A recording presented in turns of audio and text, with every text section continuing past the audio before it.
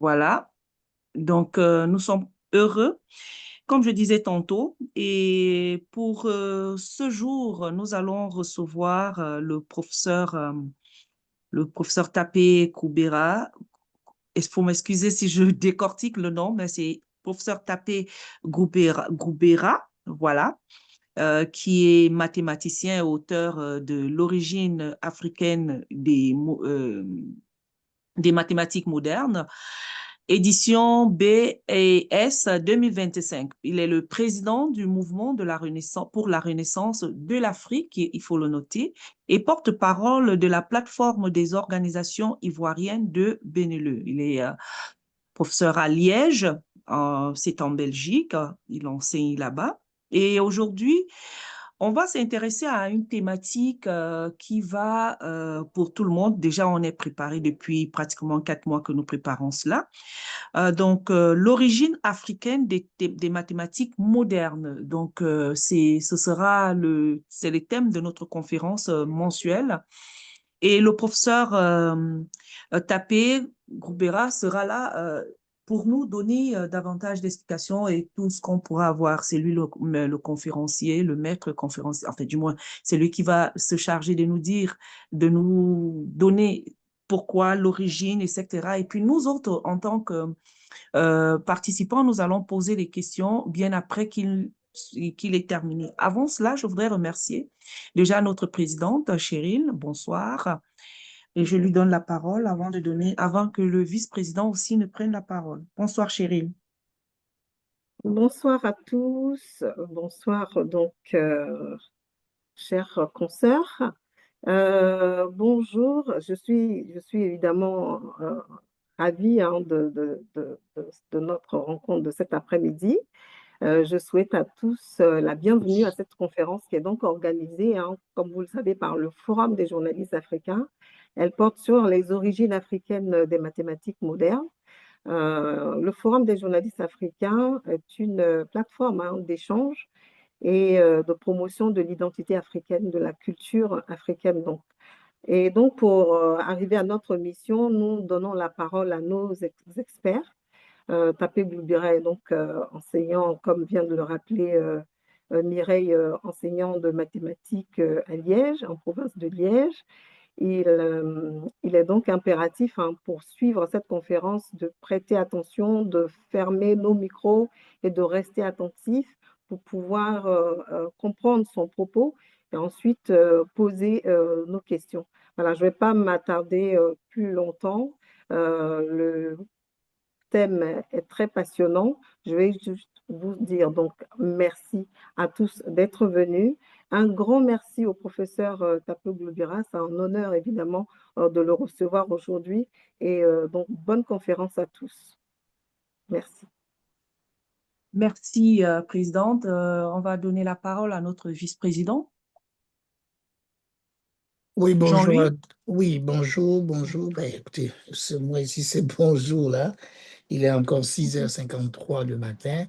Mais bon, bonjour, bonsoir. Très heureux d'être à cette conférence. Merci beaucoup. On remercie beaucoup notre conférencier du jour, Monsieur Tapé. Merci pour sa disponibilité et puis bonne conférence à tous. On a hâte de partager cette autre lumière avec nos membres. Merci. Merci, Jean-Louis. Voilà, professeur, maintenant, nous vous donnons la parole pour cette conférence qui débute. Merci à vous toutes et tous, singulièrement à la présidente Cheryl, grâce à qui nous avons pu établir le contact et qui fait qu'aujourd'hui, nous avons la possibilité d'échanger. Comme on l'a dit, je suis enseignant de mathématiques dans les lycées et collèges en Belgique, enfin, que les gens comprennent. Nous, on parle en Belgique d'Athénée et comme on appelle, des écoles polytechniques et autres. Donc, pour qu'on voit de quoi il s'agit. Donc, je suis écrivain aussi. Et je suis panafricain. Je crois fondamentalement à une Afrique qui doit renaître. C'est d'ailleurs pour ça que nous avons créé le mouvement MORAF, le mouvement pour la renaissance de l'Afrique. Et ce mouvement a pour objectif de mettre en lumière les valeurs de l'Afrique. Et donc, l'une des valeurs pour lesquelles nous sommes réunis ici, c'est un peu l'élément central, ce sont les mathématiques. Mais au préalable, je tenais à dire que j'ai déjà produit plusieurs ouvrages. Donc, le premier, c'est celui-là, je ne sais pas si vous arrivez à le voir, c'est les Africains ennemis des Africains. Je ne sais pas si vous le voyez. Et le deuxième, lui, je l'ai produit en 2020. Et celui-là, c'est celui que j'ai produit en 2024. Et De Gaulle trahit l'Afrique. Et maintenant, celui qui nous réunit ici, c'est celui-là de l'origine africaine des mathématiques modernes. Une petite seconde. Est-ce que, monsieur Jean-Louis, vous voulez que je partage le Zoom ou bien, je ne sais pas si, puisqu'il avait parlé de ça, je ne sais pas si c'est... Bah, vous Non, pouvez... vous pouvez pas, si Oui. vous voulez partager votre PowerPoint, vous pouvez le Oui. faire. Oui. Bien sûr. Alors, vous allez juste cliquer. Allez, il y a une flèche où c'est mis partager. Alors, en bas. Oui, en bas. Alors, si vous allez en bas, à partir de la gauche, il y a micro, il y a la vidéo. Ah, donc je reviens à la chose ici. Micro, vidéo, partager. Participants. Ah oui, partager. Partager, Okay. oui. Vous cliquez là-dessus. Oui. Et puis, une fois que Oui. vous faites ça, ça va ouvrir un écran où vous allez choisir quel type de fichier vous voulez partager. Alors, si c'est votre PowerPoint qui est déjà ouvert, vous cliquez seulement là-dessus. PowerPoint, je suppose. Et puis partager alors. C'est ça. OK. Merci. Je suis... Bon. Voilà. Bon. Le début, je ne sais pas si... Bon, bref. Je sais comment je fais. Je reviens ici pour...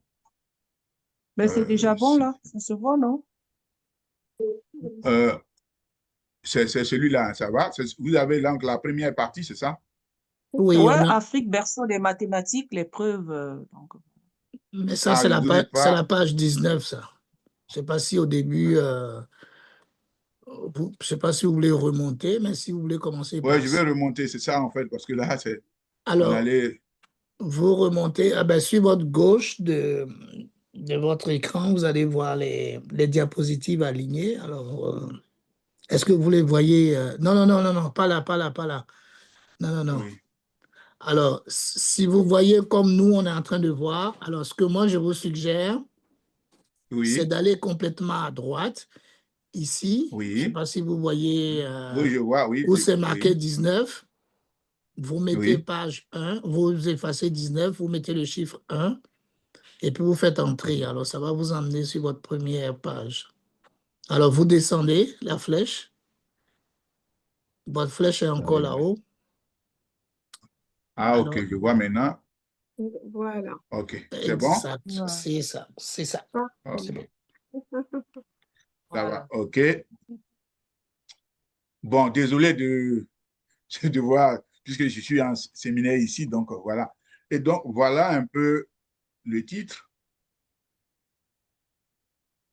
Voilà. Donc, ici, voilà le livre que je vous ai présenté tout à l'heure, qui est là, qui fait, je sais plus de 300 pages, 280 pages. Donc, vous avez le titre. Donc, je vais essayer de, voilà donc l'exposé, le plan de l'exposé. Donc, on va voir l'Afrique Kama, berceau de l'humanité, donc du berceau de l'humanité au berceau des mathématiques.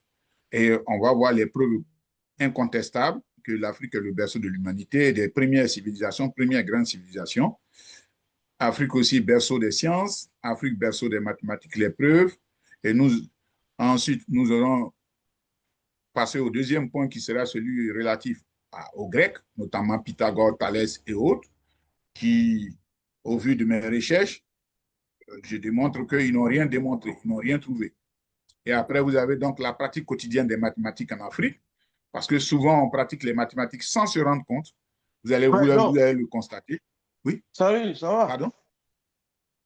Pardon? Ben,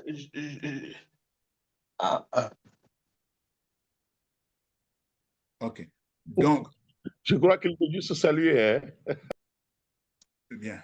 Donc, je commence pour dire que l'école n'est pas neutre. Elle enseigne une histoire et non l'histoire.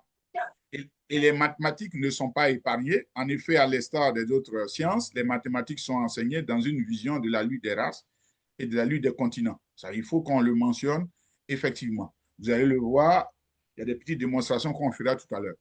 En effet, depuis que l'Afrique a été vaincue en 525 avant l'ère chrétienne, toute l'histoire de l'Afrique est niée.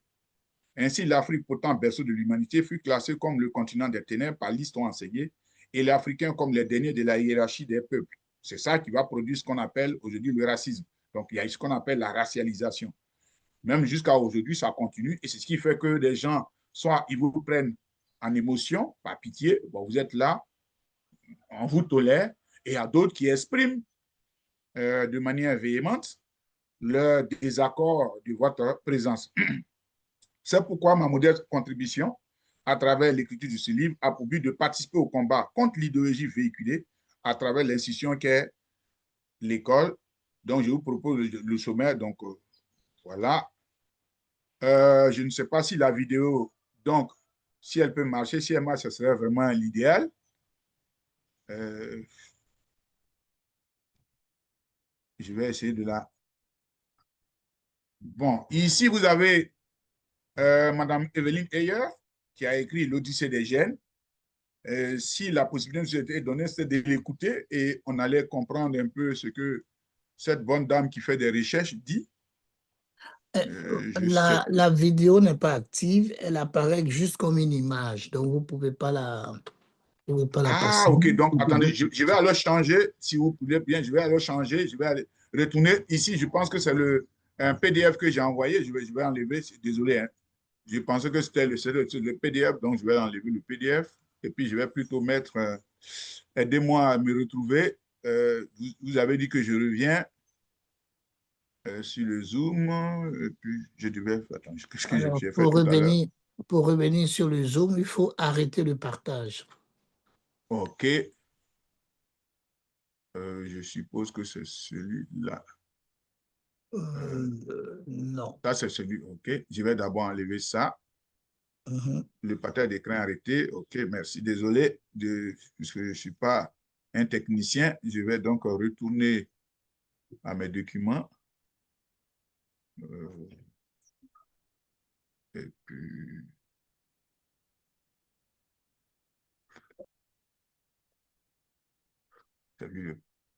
Voilà, je pense que c'est celui-là.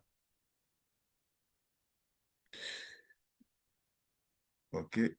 Donc, aidez-moi encore de nouveau. Donc, je vais où pour faire partage. Je ne sais plus où est-ce que j'avais cliqué tout à l'heure. Alors, c'est carrément en bas. Là, vous avez le Oui. micro et puis... Oui, attendez. Ah oui, c'est vrai, il faut que j'aille ici. Donc, micro, ah oui, ici, partager. Et puis, ça, c'est celui-là que je vais partager. OK, je pense. Ça va un peu, je suppose. C'est ça. Voilà, OK. Alors, Donc, je si vais vous revenez revenir. à l'image Voilà. 5. Donc, voilà, donc là, voilà. On va l'écouter. J'espère que les dieux seront avec nous.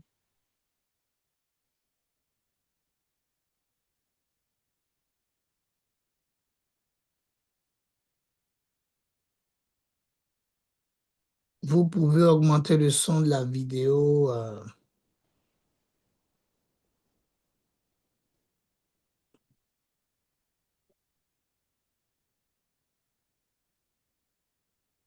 Alors, Monsieur Oui, Tapé, je sais pas oui, pourquoi. Oui, je sais pas pourquoi c'est bloqué. non, c'est pas bloqué. Ça passe, mais le son reste chez vous. Vous ne le partagez pas. Bon, OK. on aurait Donc, fallu faire tout ça au début parce que... Alors, pour faire sortir le son de cette façon, vous devez aller oui, sur le son de votre ordinateur oui. et puis changer. Voilà, si, alors, OK. changer la sortie. Ah, c'est bon? Voilà, c'est ça. On entend un peu maintenant. Mais faut peut-être reprendre. Oui, c'est ça.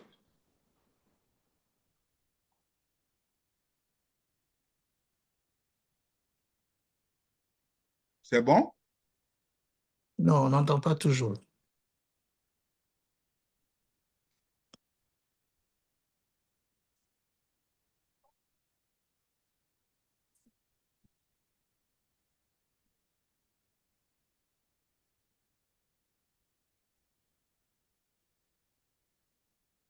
Alors, on n'entend pas toujours le son. Ben, je sais pas, c'est peut-être pas grave. On peut. Est-ce qu'on n'entend pas? Est-ce qu'il y a une petite manipulation à faire euh, dans le Zoom pour que votre son de l'ordinateur puisse apparaître dans le. Ah, OK. Alors Il là, y a- je reviens dans le Zoom. Ouais, mais c'est un peu compliqué. Je ne sais pas comment là je peux vraiment vous aider parce que vous utilisez un Mac ou quel ordinateur vous avez? Euh, Un un HP? HP. Oui. OK. Yeah. Bon. Alors, Mais bon, je l'entends parfaitement, hein. ah, vous l'entendez? Parfaitement, ouais. Ah, OK. Ben, OK. OK, si vous l'entendez, c'est parfait. Moi, je ne l'entends pas, c'est pas grave. Moi, j'ai le Mac. C'est peut-être pour ça. Alors, ça va.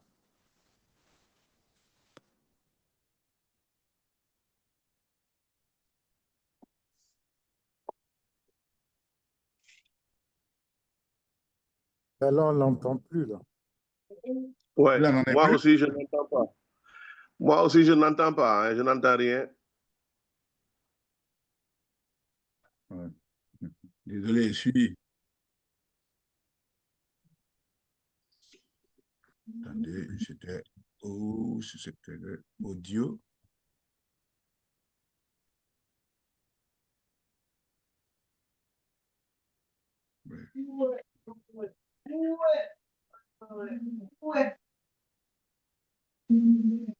Là, c'est bon ou pas? Non, moi, je n'entends rien, hein, c'est pas encore bon. Oui, mais comment est-ce que. Moi non plus, je n'entends pas, hein.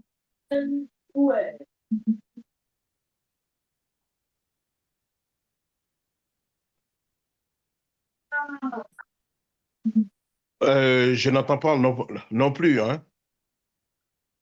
En Certainement, fait, j'ai dû c'est toucher haché, quelque en chose fait. qui. C'est haché. Voilà, là. Ah, J'ai dû toucher quelque chose sans me rendre compte. Donc, ici, au-dessus, il y a chat. Je sais que je parle de chat, c'est la vidéo, audio. Attendez, je vais voir plus. Dis-moi ce que je peux. Ben, Bon. moi, je propose que si vraiment ça a une petite difficulté, bon, on peut peut-être continuer et On puis peut continuer. OK, Oui. voilà, et ça va. puis Moi OK, aussi. peut-être après, on peut, voilà. OK, Merci. ça va. Donc, ici, quand même, vous avez la page. Ça, c'est la chronologie de l'évolution de l'humanité. C'est vrai que l'homme se sépare de ses cousins, ce qu'on appelle les grands singes, puisque l'homme aussi est un singe. Il fait partie de la grande famille. Donc, ce que les professeurs en anthropologie et en biologie de l'évolution démontrent, c'est que l'homme ne va pas se transformer en singe. Ce n'est pas possible. En fait, c'est la même famille. C'est comme si on prend l'exemple un peu des poulets, ou bien même peut-être prenons la race des chiens. Vous avez le berger allemand et tout ça, etc. Ce n'est pas la même chose. Vous voyez, bon, c'est vrai qu'on dira, bon, il y a chez nous, il y a des soi-disant blancs, des verts, etc. Mais ce n'est pas la même chose. En fait, c'est cette race-là, dans cette race, il y a cette diversité. Donc, quand on prend la famille des grands mammifères ou bien ceux-là, vous avez donc les chimpanzés, allô? Les ourans, Ouran-Outo et autres, tout ça, les hommes sont partis de la même catégorie. Donc, il y a 7 millions d'années, ils vont se séparer et l'Homo sapiens, donc l'homme va apparaître il y a 5,2 millions d'années en Afrique, nulle part ailleurs.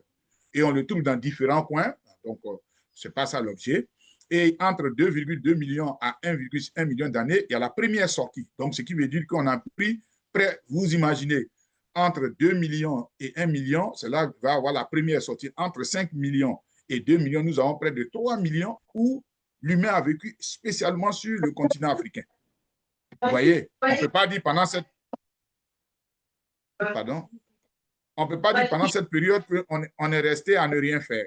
Ensuite, vous avez en 3000 à 2000 la naissance de l'homme moderne et vous avez l'homo sapiens. S'il vous plaît, vous pouvez couper votre micro Samsung SM, s'il vous plaît. Merci. Vous avez donc, il y a moins 70 000 ans, l'homme arrive en Asie et rencontre le Néandertal. Il y a moins 70 ans, donc il va y avoir la colonisation de l'Australie. Et enfin, il y a moins 40 000 ans, l'homme arrive enfin en Europe. Donc, la dernière partie du globe terrestre qui a été visitée, enfin, où l'homme est arrivé, c'est en Europe, il y a 40 000 ans. Et puis, quoi, je voulais faire quelque chose. Bien. Donc, en fait, ici, elle explique encore la question de la couleur de la peau. Ici, donc, les premiers sapiens apparus étaient de couleur foncée. Voilà. Je ne sais pas pourquoi j'ai mis ici, c'est en Europe. C'est pourquoi j'ai mis ici en Europe. Étaient de couleur foncée.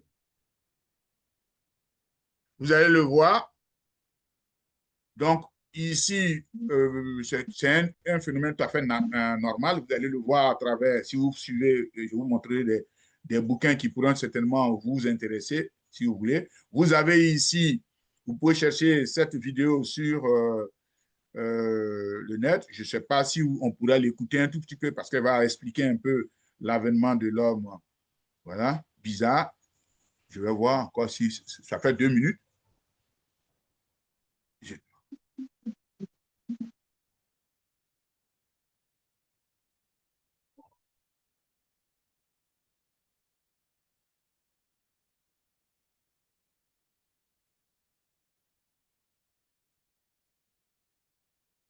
Vous entendez? Non.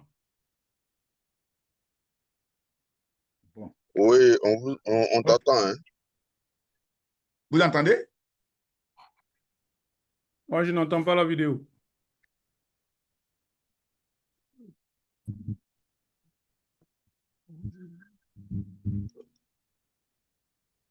Carino, tu entends?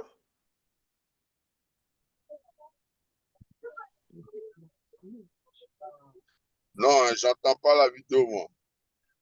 Ouais, mais moi, je n'entends pas. OK, vous allez... Donc, ici, je vous montre alors ce dont elle parlait. Vous avez donné un exemple ici. Vous avez à gauche ici, de votre écran, Scheidemann, c'est l'ancêtre des Anglais. C'est le plus vieux homme qu'on a jusqu'à aujourd'hui trouvé en Angleterre. Et il a de la peau foncée et les yeux bleus. Et vous avez à droite ici Lola, qui est l'ancêtre des Danois. Donc, elle, si on est gentil, on dira qu'elle est métisse, mais sinon, bon, elle est colorée. Et ici, vous avez donc un chewing-gum qui est là, c'est le chewing-gum qu'elle a mâché, et donc qui ont permis de déterminer son ADN. Et donc, elle est là. Donc, vous avez vu, il y a 5700 ans, 5700 ans, les gens qui étaient au Danemark avaient cette couleur de peau. Donc, il y a une autre vidéo, je pense qu'on ne pourra pas la voir, puisque le même problème se posait. Donc, ici, on vient enfin, je vous ai donné des informations, des éléments qui sont vérifiables, qu'en Afrique, l'homme est parti de l'Afrique et il a colonisé toute la planète. Et après ça, donc bien évidemment, on ne peut pas rester tout ce temps-là en passant près de 400 000 ans seul à ne rien faire, à regarder les cocos tomber. Non, ce n'est pas possible. Ils vont générer des civilisations. Donc, la première grande civilisation, jusque-là, c'est la civilisation de Nkulu Malanga en Afrique du Sud. Elle naît il y a 160 000 ans, elle est africaine. Donc, et celle-là, le site existe. Donc, vous avez le site ici que vous pouvez aller chercher vous-même au point.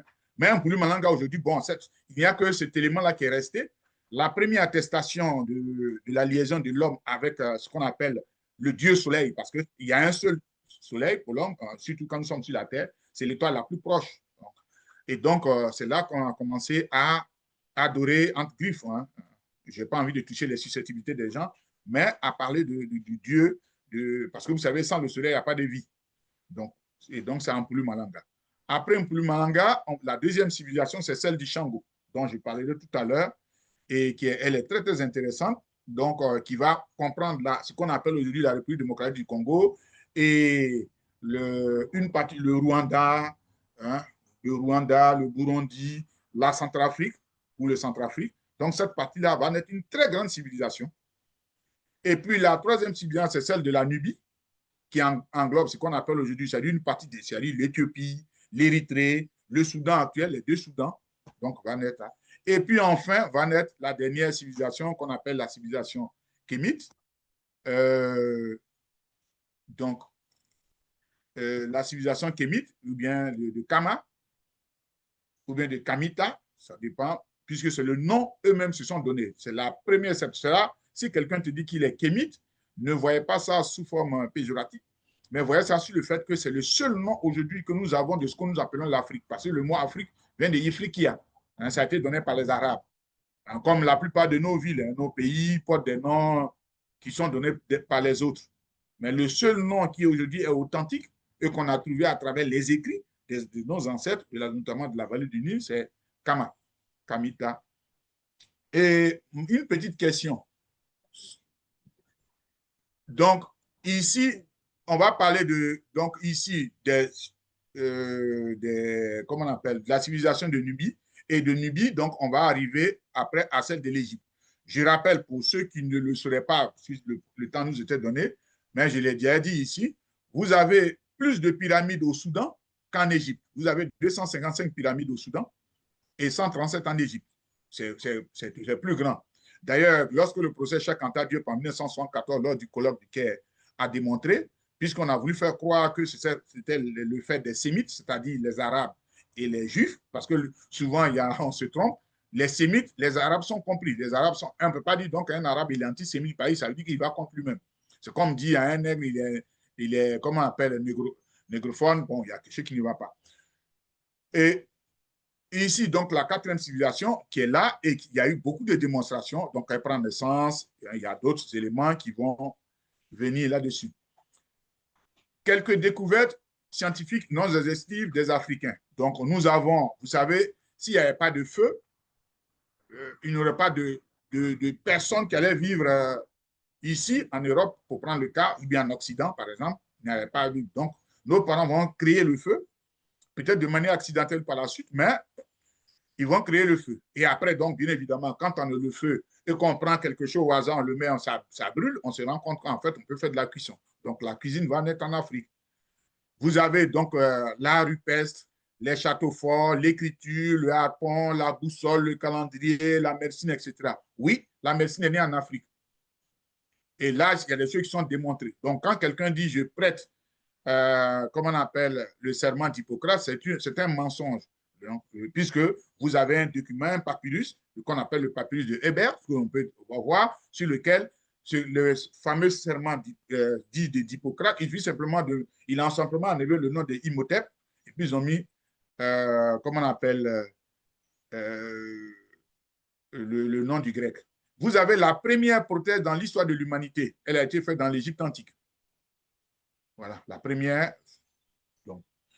Et donc, pour ceux qui veulent avoir davantage d'informations sur la documentation, vous avez donc ici, je donne les livres du docteur Yoji Olu aux éditions, vous pourrez en avoir et vous avez beaucoup d'éléments. On va aller, voilà.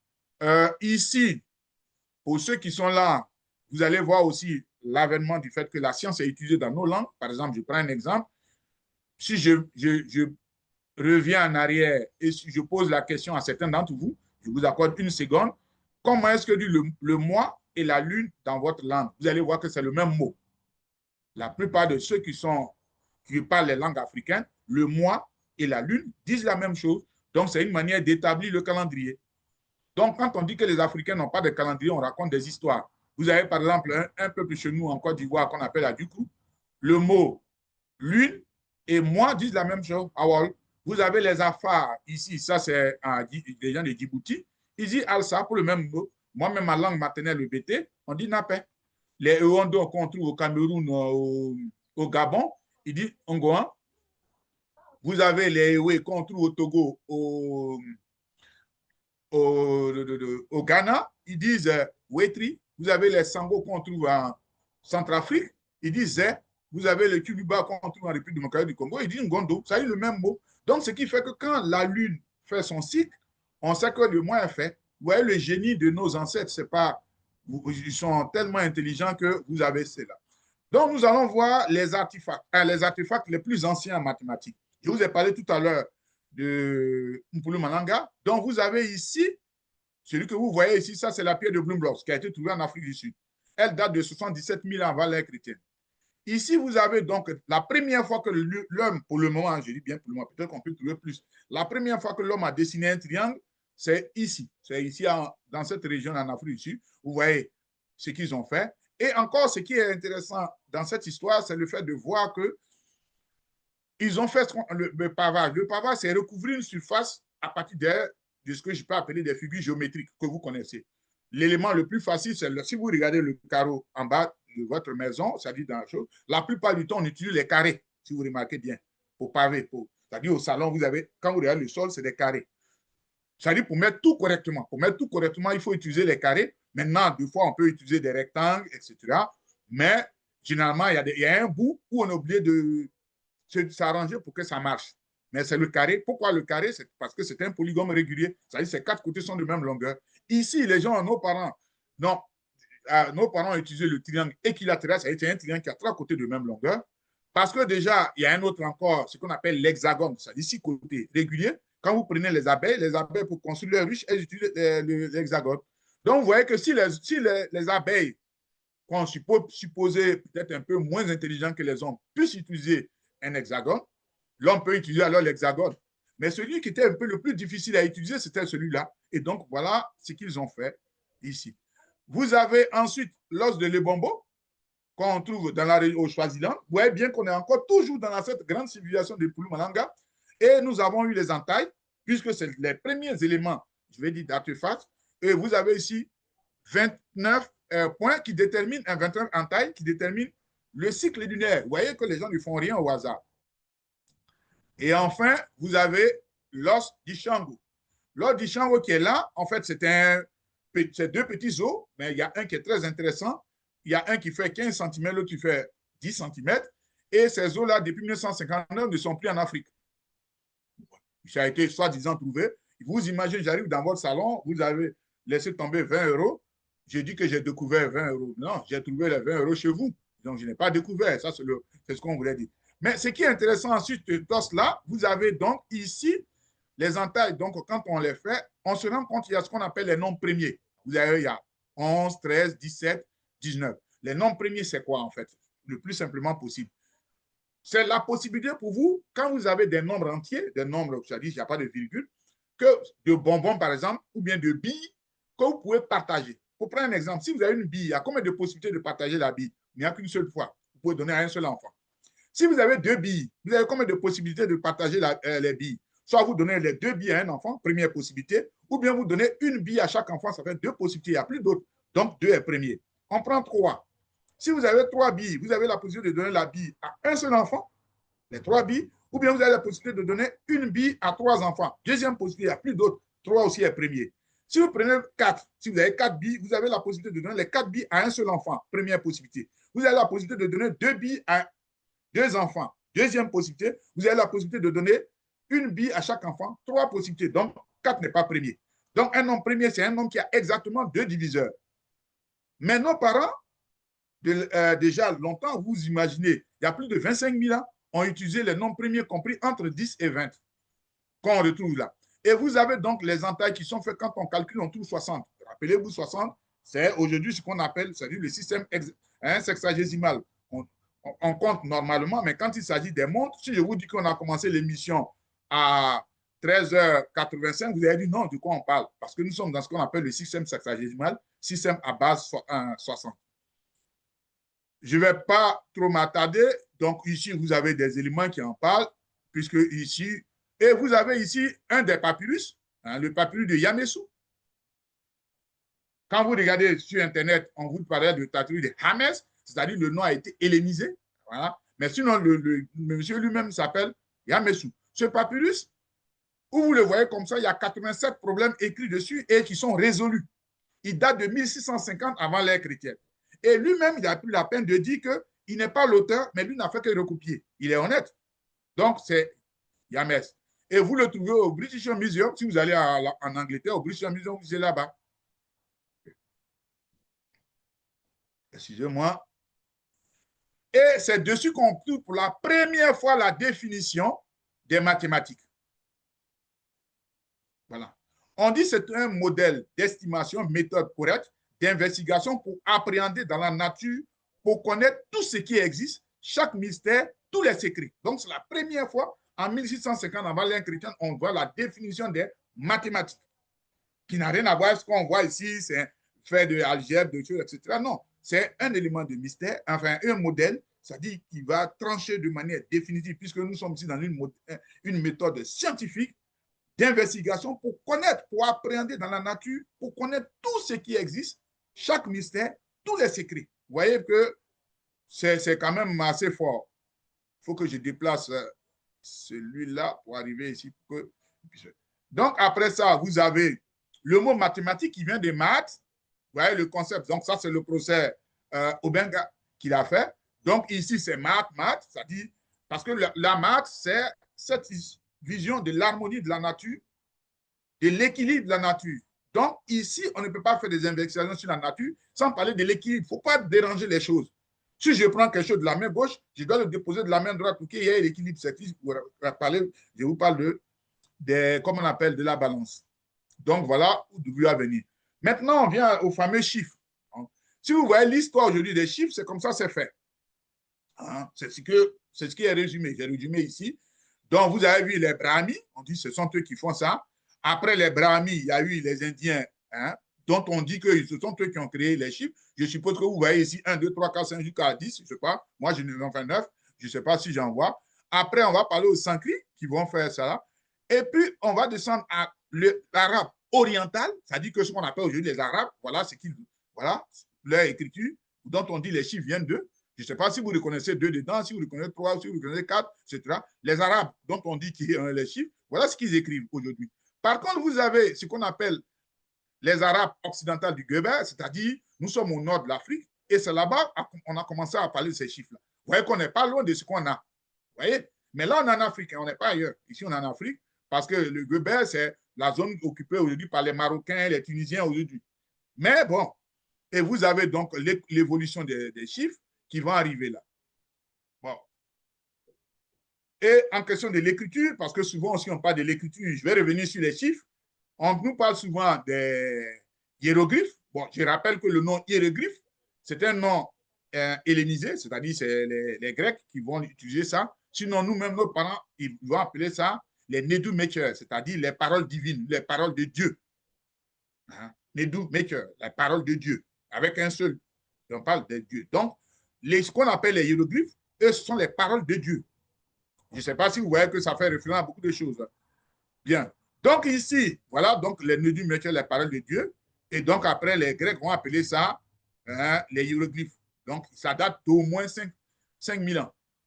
C'est la première écriture qui a testé. Parce qu'aujourd'hui, c'est démontré que cette histoire de Sumériens, j'en parlerai pour ceux qui auront la possibilité, après d'avoir le livre, bien, j'ai parlé de ça aussi, qui vous posez des questions, qui est là. Et ce n'est pas la seule écriture. Il va y avoir l'écriture hiératique. Voilà, là, voilà. Je vous ai parlé du papyrus de médecine. Eh bien, donc, je vous ai parlé. Le voilà ici, le papyrus qui est là. Celui-là. Vous avez, je crois, il y a un excellent livre qui a été écrit. Je n'ai plus mes références. Si j'étais en Belgique, je voulais prendre le livre, j'allais vous montrer. Donc, il y a un frère qui a même fait un exposé, un livre dessus très intéressant pour montrer que ce que les gens racontent, c'est du vrai n'importe quoi. Donc, vous avez donc, voilà le papyrus d'Hébert, celui de médecine, où tout ce qu'on dit de leur histoire de affaires, c'est des vraies histoires. Donc, vous avez ici, c'est une lettre.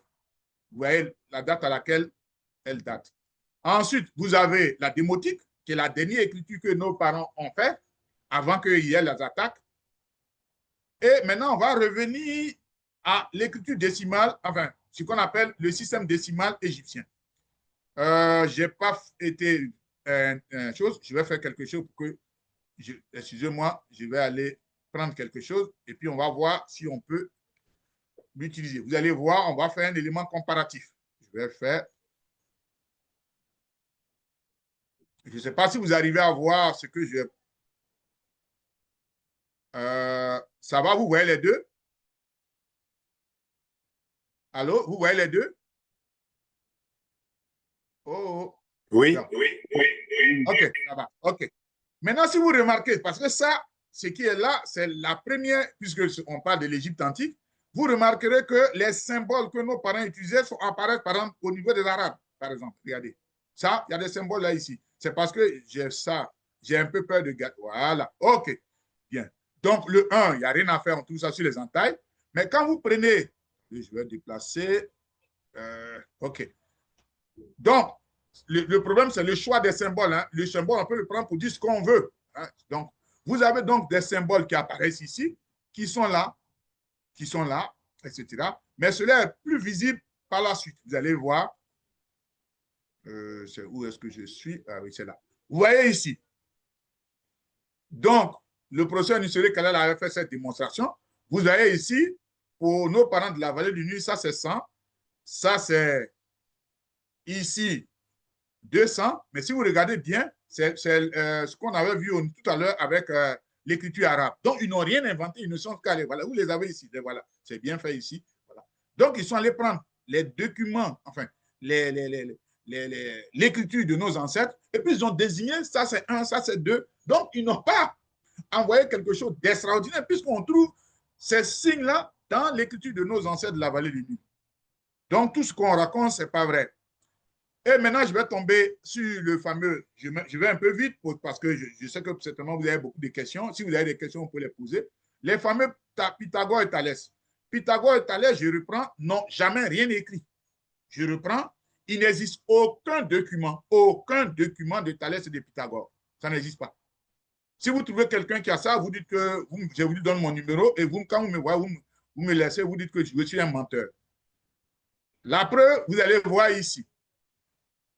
On dit si le terrain de Pythagore était connu bien longtemps avant Pythagore, ce serait celui-ci qui l'aurait démontré. Bon, si quelqu'un n'a aucun document, comme on dit, il l'aurait démontré. Bon, d'ailleurs, mot conditionnel. Mais aucun thèse de Pythagore ne nous est parvenu. Ça, c'est un. Je fais partie, donc ça, c'est un de nos livres, la Société belge des professeurs de mathématiques. Ça, c'est pas en Afrique.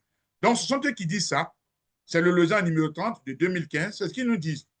Vous avez donc le nom Pythagore qui vient de Ta, de Dieu, Go, connaissance, et Ra, soleil. Donc, quand Pythagore, dont on parle, est arrivé là-bas, il allait à l'école.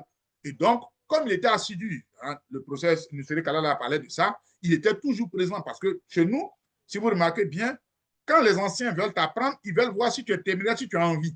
Donc, Pythagore, on lui faisait faire des petites tâches, etc. Et tellement il avait envie et qu'il le faisait, et il a appris donc vraiment une bonne partie de la connaissance de nos ancêtres de la vallée du Nil. Et donc, c'est avec cette connaissance qu'il va, et donc le nom Ta, Ta qui veut dire Dieu, Go qui veut dire connaissance, Ra qui veut dire soleil, qui signifiait donc le Dieu autant que le soleil. À son retour en grec, ce surnom sera transformé en Pythagoras, puis sera traduit par Pythagore. Donc, ce n'est même pas un nom que lui-même s'est donné, c'est le nom que les gens lui ont dit, bon, que tu vas être celui qui connaît autant que le soleil. Enfin, tu connais Dieu autant que le soleil. Maintenant, on dit, et le théorème de Thalès. Les historiens n'ont aucune certitude que Thalès soit l'auteur du fameux théorème qui porte son nom. C'est un compte.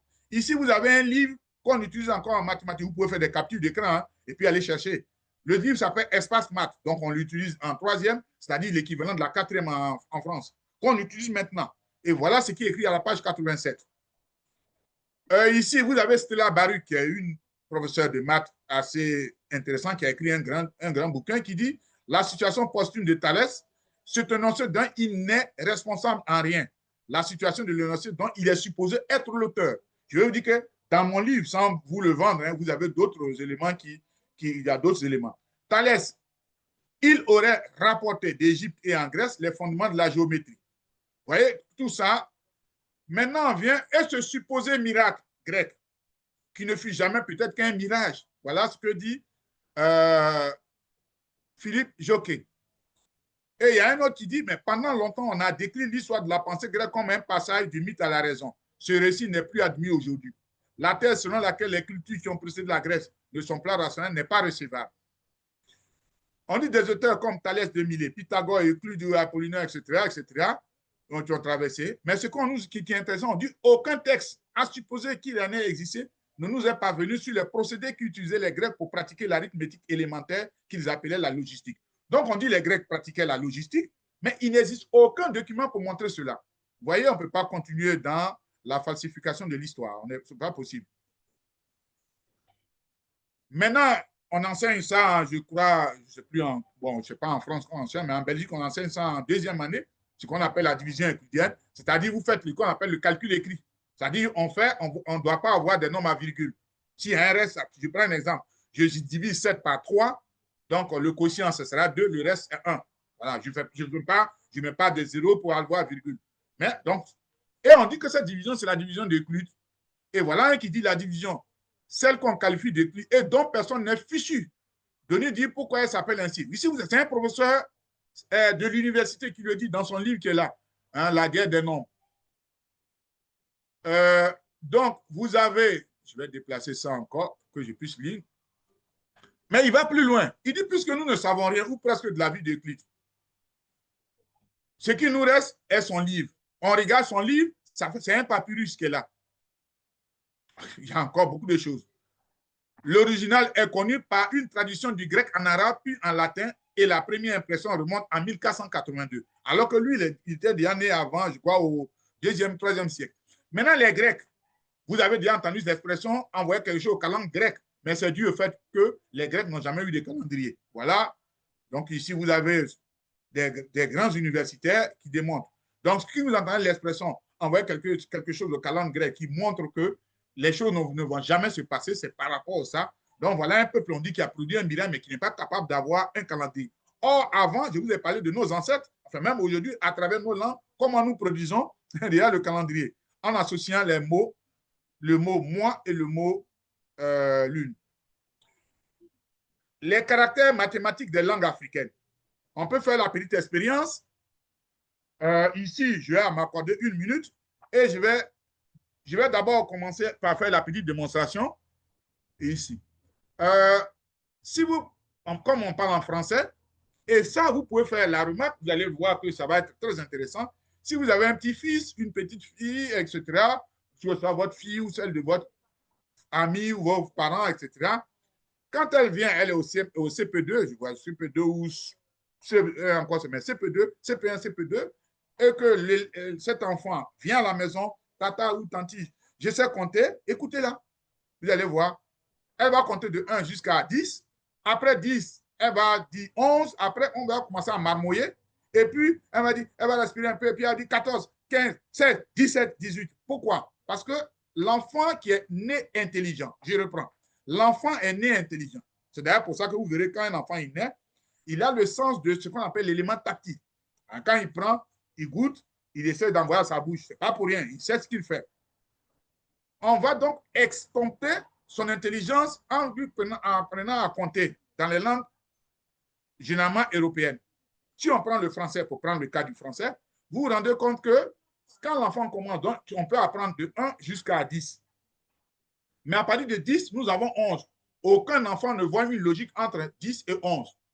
Aucun enfant ne voit une logique entre 11 et 12. Aucun enfant ne voit une logique entre 12 et 13, ainsi de suite. Or, si vous prenez maintenant, je n'ai pas dit avant, maintenant, vous prenez votre langue maternelle, vous allez voir dans votre langue maternelle, on a institué ce qu'on appelle une série de nombres. À partir de 10, vous faites 10 plus 1, 10 plus 2, 10 plus 3, ainsi de suite. Même pour ceux qui sont bêtés, ils vont se rendre compte qu'à partir de 5, c'est-à-dire on a un système qui naît, nous on dit boro, so, ta, mona, un bu, et le 6 c'est un beau pro, ça veut dire un bu, ça veut dire 5 et 1. Un buisson, ça dit 7 et 2. Non, 5 et 2. C'est pas ça, mon frère Drouba. Vous voyez? Donc, c'est un peu comme ça. Donc, toutes les langues africaines utilisent effectivement ces différents éléments. Et j'ai produit ici, je ne sais pas si vous arrivez à voir quelques-uns, dont j'ai reproduit encore ça. On dit la charité bien ordonnée commence par soi, mais j'ai commencé d'ailleurs par la BT. Donc, ici, vous avez les BT, vous avez les Baoulés, vous avez les Malinqués en Côte d'Ivoire. On sort de la Côte d'Ivoire. Vous avez ces trois nations, ils appartiennent à 3 aires différentes. Vous avez ceux-là, ils font partie du groupe Prou. Ici, ça, ils font partie du groupe Akan. Et ceux-là, ils font partie du groupe Mandé. Mais n'empêche que vous voyez, par exemple, ce que je dis, à partir de 10, on fait 10 plus 1, 10 plus 2, 10, 1 plus de suite. Et le reste, quand on arrive à 20, c'est les multiples de 20. Vous voyez, on fait les mathématiques sans se rendre compte. Vous allez ici, les Haoussa, qu'on trouve au Nigeria, au Niger, au Cameroun, même chose à partir de 10. Vous voyez? Vous prenez les Fans qu'on trouve au Cameroun, au Gabon, ils font la même chose. Vous avez les gens de la Somalie, d'accord? Même chose. Vous venez encore avec les Agnis. Bon, ça, j'ai un peu exagéré. Hein. Ici, parce que c'est encore en Côte d'Ivoire. Vous avez les Bassa du Cameroun. Vous avez les Lingala en République démocratique du Congo. Je reviens ici au Kinyarwanda, donc en Rwanda. Vous avez le Zoulou, le Malgache. Vous voyez déjà. Maintenant, si nous prenons l'anglais, regardez l'anglais, je sais qu'on comprend. On dit 10. Après, on a 11. Il n'y a aucune logique entre 10 et 11. Après, on a 12. Aucune logique. C'est maintenant à partir de 13 que ça commence à donner une logique. L'allemand, c'est la même chose. Le 10, c'est 7. Moi, j'ai eu la chance d'être en allemand, donc je comprends. Le 11, c'est 11. Après, vous avez 12. Après, 13, maintenant, ça commence à donner. Si vous prenez le français, j'en ai déjà parlé. L'espagnol, c'est la même chose. 10. Après, vous avez 11. L'enfant qui est petit, il ne voit pas quelle est la logique. Vous avez l'italien, il dit, excusez-moi, 10, une 10, ainsi de suite. Là, ça commence à aller un peu bien. Vous prenez le néerlandais, ce qu'on appelle le flamand, même chose. Vous voyez? Donc, déjà, à travers nos langues, nous avons quelque chose d'extraordinaire qui est un outil très, très important. Nos langues ont une culture mathématique. Vous avez alors ce qu'on appelle les fougères, tout le monde connaît, pour ceux qui ont vécu au village. Quand on va, ça pousse dans les marigots.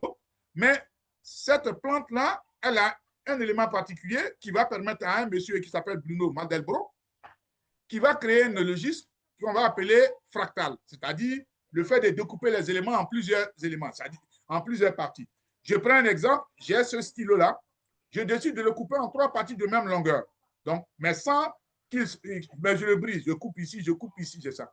Et je prends le premier élément, je le coupe en 3 parties de même longueur. Ainsi de suite, ainsi de suite. Vous allez voir, je vais atteindre ce qu'on appelle l'élément de brisure, qu'on appelle les fractales. Et à la fin, je me rends compte que le grand le petit est la représentation en miniature du grand, ainsi de suite. C'est la même chose. Si vous prenez la feuille de fougère qui est là, que vous voyez, quand vous la regardez comme ça, mais si vous prenez cette feuille de côté, c'est le modèle petit du grand. Et donc, lui, en 1975, il va obtenir un prix mathématique parce que il a fait des grandes recherches. Sauf que, voilà ce que va dire Ron Iglash, qui a écrit un livre fabuleux. Il dit que les fractales sont présents non seulement dans l'urbanisme et l'attitude indigène africain, mais aussi dans ses plans de construction, son art, ses tissus, ses coiffures, ses rites religieux, ses jeux d'enfants et d'autres éléments. Donc, lui, ce qui paraît pour lui extraordinaire qu'il a eu un prix en 1975, nous, on l'utilise tous les jours. Vous allez voir l'exemple. Vous avez une jeune sœur qui a peut-être 17, 18 ans ou même 20 ans qui ne peut plus aller à l'école, on dit elle ne vaut rien à l'école, alors qu'elle pratique les mathématiques déjà. Vous voyez? Elle fait les mathématiques, elle fait les fractales. Ça donnait prix Nobel à quelqu'un. Alors qu'elle a fait ça depuis, on dit elle ne vaut rien, tu ne vaux rien. Au d'aller à l'école, tu n'as rien fait. Bon. Ici, vous avez ce schéma-là qui est dans son livre. Hein. Je vais montrer à la fin le livre de Ron Iglash. En fait, Ron Iglash, ça l'a intéressé. C'était un Américain. Et il voulait s'intéresser au fractal puisqu'il voulait développer ça davantage. Donc, il va sur Google, il tape fractal et il voit au Kenya la construction des maisons. Il est étonné, il dit, mais pourquoi les Kenyans construisent la maison comme ça? Et donc, en 1993, il obtient une bourse et il va au Kenya. Il va dans le village où il a vu et il demande aux gens, est-ce que c'est possible de monter à l'étage pour voir la construction? Il monte avec un qui lui sert en quelque chose de guide. Et il pose la question, mais excuse-moi, pourquoi vous construisez la maison sur ce modèle-là, de manière fractale? Le gars dit, mais le bon sens, c'est ça. Quelqu'un qui ne construit pas la maison dans ce sens-là, on va lui poser la question, est-ce qu'il n'y a pas un problème? Et donc, c'est le schéma. Donc, après, il dit, non. Ça, j'ai vu ça au Kenya. Est-ce que ça marche ailleurs? Il va au Mali. Il voit que les maisons sont construites sur le schéma fractal. Après, il va, comme on appelle, au Nigeria. Les maisons sont construites sur le plan fractal. Et il va au Cameroun, donc c'est le schéma qu'il établit ici. Ça, c'est le peuple Kotoko. Donc, voilà lui qui établit ça dans son livre. Vous voyez? Et Voilà ce que dit Ronald Glass à la page 48 de son livre. Je ne vais pas traduire. S'il vous plaît. La plupart des dessins fractales européens traditionnels, comme ceux du Japon et de la Chine, sont dus à l'imitation de la nature. Il dit que ce soit, les autres, ces fractales-là sont faits sur le modèle des éléments qui irriguent dans la nature. Maintenant, voilà ce qu'il ajoute par la suite. Il dit le point important est que les dessins fractales d'Afrique ne doivent pas être confondus avec un phénomène universel ou panculturel. Ils sont culturellement spécifiques.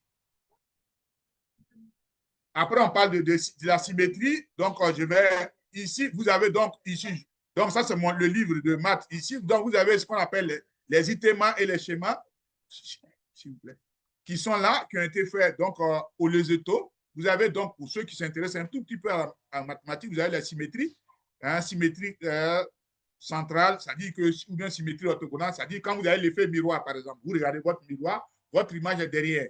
Ou bien si vous faites une tâche sur un fil, vous faites une partie comme ça, vous pliez, vous avez la même tâche qui se reproduit à travers un axe. Donc, c'est ça qu'on appelle la symétrie orthogonale. La symétrie centrale, c'est le fait que l'élément soit situé à la même distance par rapport à un point donné. Et donc, vous avez des axes de symétrie. Donc, je n'entre pas dans tout ça trop en profondeur. Ici, vous avez le vaudou. Hein? Ce n'est pas pour vous faire peur. Mais quand le VV, qui est un symbole des prêtres vaudous, ils vont utiliser aussi des éléments de symétrie. Vous voyez? Tout ça. Maintenant, nous allons passer au système binaire que vous utilisez, vous avez utilisé ce matin. Vous avez utilisé le système binaire ce matin. Je suis sûr que vous avez éteint et allumé votre ordinateur, donc vous êtes dans le système binaire. À partir du moment où vous avez éteint et allumé votre ordinateur, vous êtes dans le système binaire. Si vous avez éteint la lampe et vous l'avez rallumée, vous êtes dans le système binaire. Quand vous avez éteint votre portable, vous l'avez allumé, vous êtes dans le système binaire. Donc ça veut dire que c'est un système qui est basé sur 2. Et puis, dans votre portable, ce n'est pas écrit, par exemple, Chile, tu es où? Elle va taper, tu es où là? Mais tu es là. Le T est associé à 0 ou à 1. Le U va être associé à 0 ou à 1. Et donc, c'est ce qu'on va prendre au niveau de la programmation informatique. Pour ceux qui y connaissent, ils savent ce que c'est, le langage informatique. Il est associé à 2 codes seulement. 0, 1, point. Donc, c'est avec ça qu'on va faire. Donc, c'est là qu'on parle des bits et autres, tout ça, etc. Contrairement au système qu'on utilise. Or, ce système est beaucoup utilisé par les Africains, pratiquement dans le quotidien, comme en témoigne ici Ronald Glass. Donc, ici, doubler les séries en Afrique, puisque c'est le système qu'on utilise. Et vous avez donc ici le collier de Fa, que j'ai ici aussi. Je l'ai acheté au Bénin. Et qu'on utilise comme un art divinatoire. Vous allez remarquer que, si vous vous souvenez de ce qu'on a dit tout à l'heure, un octet. Octet, je fais une parenthèse. Octe, vous savez, octe, ça fait, la base, c'est 8. Pour ceux qui, voilà, octet, donc 8. Donc, ici, vous comptez, depuis des millénaires, vous avez ici 1, 2, 3, 4. 1, 2, 3, 4, donc ça fait 8. Et chaque noyau a 2 faces, 2 possibilités. Donc, vous avez 16 fois 16 combinaisons qui vont faire 256 possibilités. Donc, c'est comme ça que les gens s'expriment.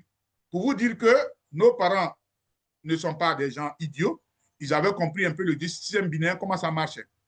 Et donc, vous avez cet exemple qui est là. Et ici, le code binaire, c'est-à-dire de l'informatique que nous avons, il est utilisé.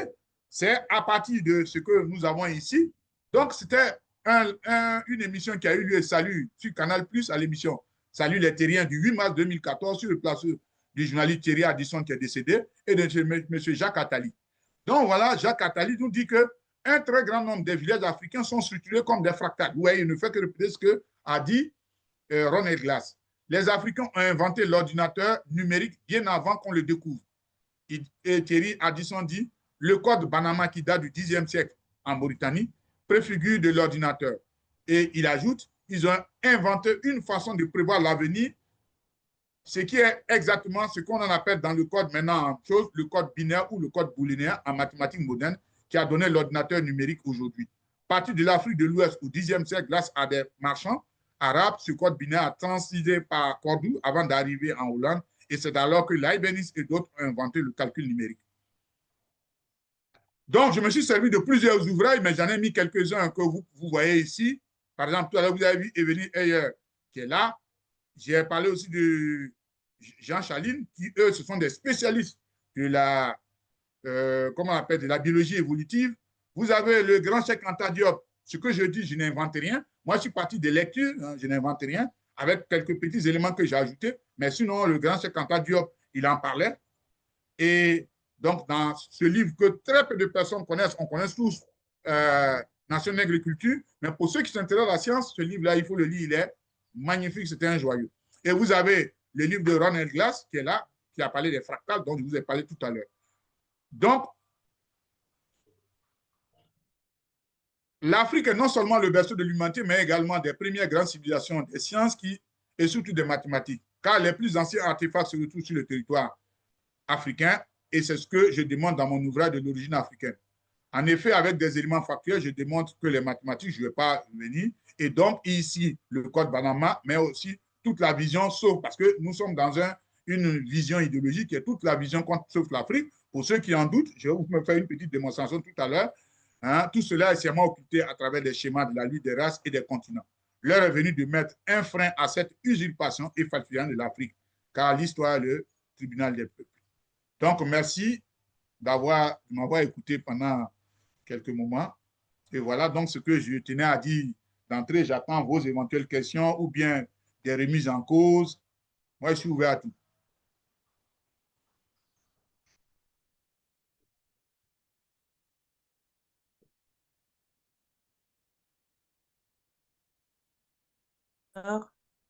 Merci, professeur. Alors, on va procéder maintenant aux questions. Toutes les personnes qui ont des questions à poser au professeur, vous pouvez vous signaler, vous envoyer. On va lire vos messages et il va répondre. Des questions? Ou alors vous ouvrez votre micro, je ne sais pas, et puis vous posez votre question pour ceux qui ont la possibilité.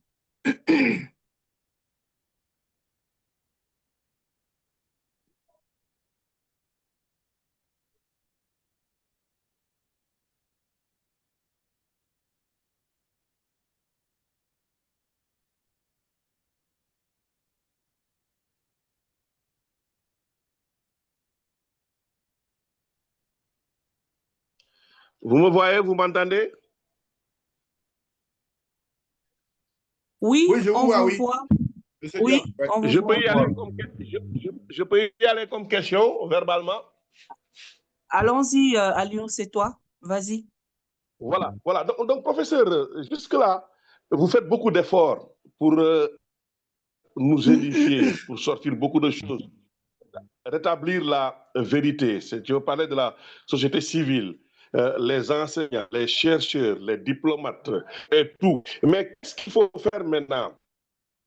Nos dirigeants qui nous dirigent, ceux qui nous guident, je veux dire les États, intègrent tous ces aspects dans leur politique sociologique concrètement, et puis pour aller vers aussi le sommet du monde, là où on échange pour que l'on rétablisse la vérité, le rôle des États dans tout ça.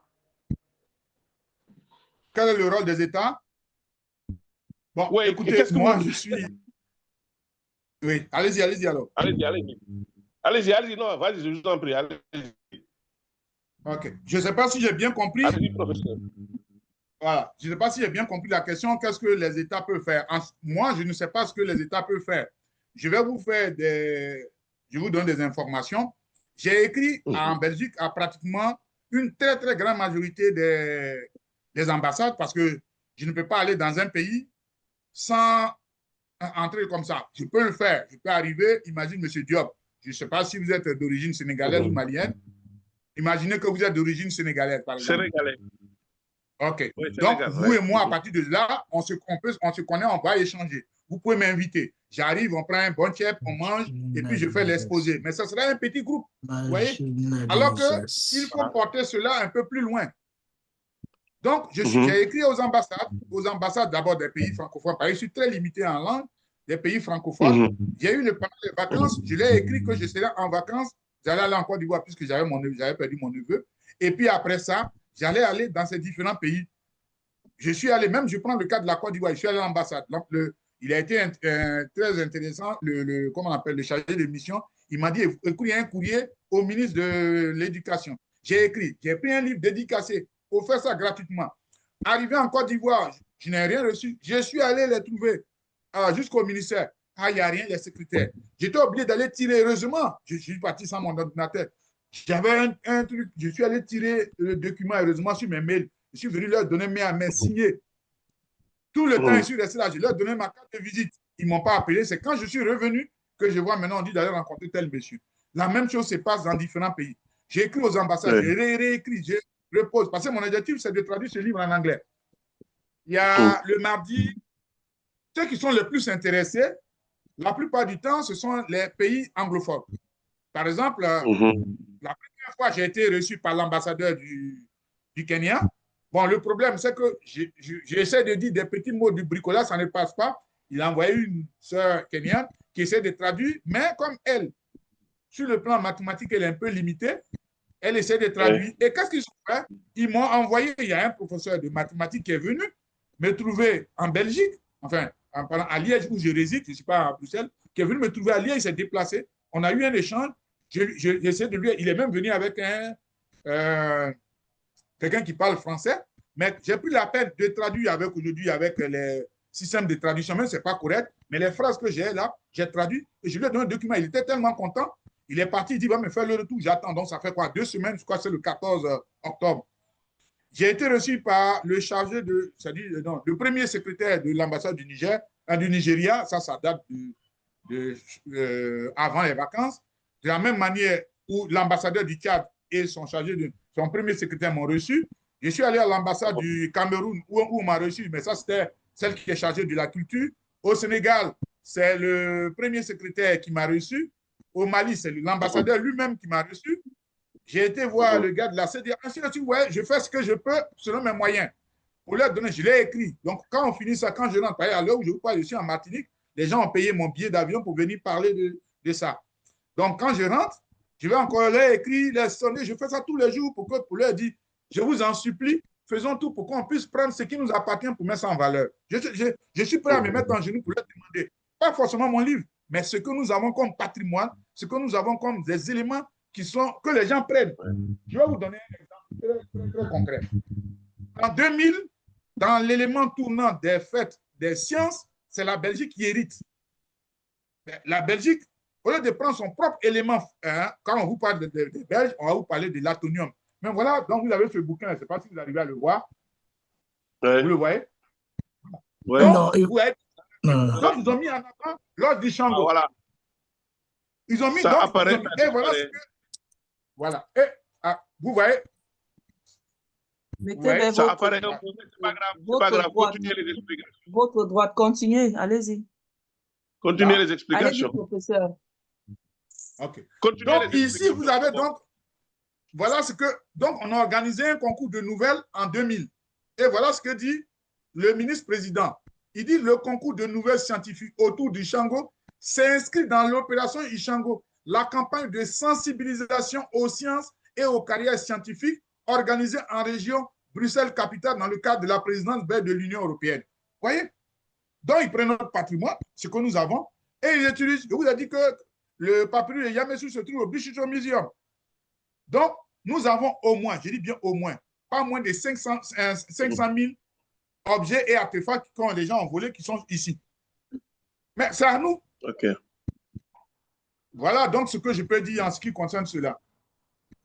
C'est très bien. En tout cas, je vous remercie. Je vois qu'il y a des questions. Mireille, oui. C'est juste pour nous remercier. C'est juste pour remercier le professeur et remercier le forum. Vraiment, vous jouez votre rôle, hein, professeur. Le forum joue son rôle. Aussi, je vous laisse répondre aux autres questions. J'ai vu par écrit des questions très pertinentes. Donc, encore une fois, merci, professeur. Merci au forum. On va continuer à suivre. Mireille, merci. D'accord. OK, merci Aliou. Allez, on va l'autre question. Il y a une question. Comment s'explique la marginalisation des contributions africaines dans l'histoire officielle des sciences, professeur? Okay. Première question. Mais, voilà.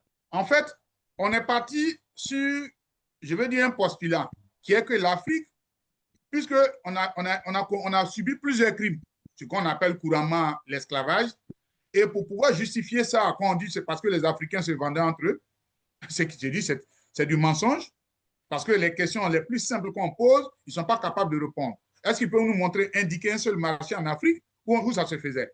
Un. Deuxièmement, oui, mais c'est ça. Deuxièmement, parce qu'aujourd'hui, si moi, je suis le bénéficiaire de votre vente, au moins, on doit avoir une case dans laquelle il y a au moins plusieurs miroirs. Est-ce qu'on connaît un seul individu dont ses parents ont hérité d'une case où il y a au moins 3 miroirs? Est-ce qu'on en connaît?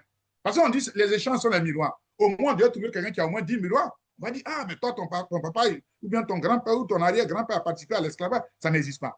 Troisième question, quel Africain qui a traversé la Méditerranée, qui allait aider les Européens à fabriquer ce qu'on appelle les bateaux négriers? Est-ce que vous en connaissez? Non. Je viens chez vous avec une Kalachnikov, et si je vous braque et je vous dis d'ouvrir, de permettre à ce que votre voisin ouvre sa porte, et on dit non, c'est vous qui m'avez aidé. Mais vous l'avez fait sous contrainte parce que j'ai une Kalachnikov. Je suis venu avec une Kalachnikov, ce n'est pas dans l'intention de jouer avec vous, ce n'est pas pour manger, c'est pour vous braquer. Donc, quand les gens fabriquent des bateaux négriers en Europe et puis ils viennent avec, dans lesquels déjà les cales sont faites, c'était pour venir prendre les gens. Bref, je vais fermer cette parenthèse, on peut en discuter. Donc, à partir de là, on va donc continuer sur ce qu'on appelle, entre griffes, la colonisation. Et donc, on va utiliser des termes assez bizarres pour dire qu'on est venu trouver des peuples qui n'avaient aucune culture. Ce qui est faux. Ce qui est faux, les Européens ne sont pas sortis pour venir, ce qu'on appelle les navigateurs et autres. Oubliez, barrez ce nom-là aujourd'hui. Je répète, si on vous dit oui, c'est des explorateurs, etc., barrez ces mots-là. C'est les gens qui sont à la recherche de la survie. Vous pouvez vérifier, vous tapez PAG. Je répète, PAG. Petit âge glaciaire.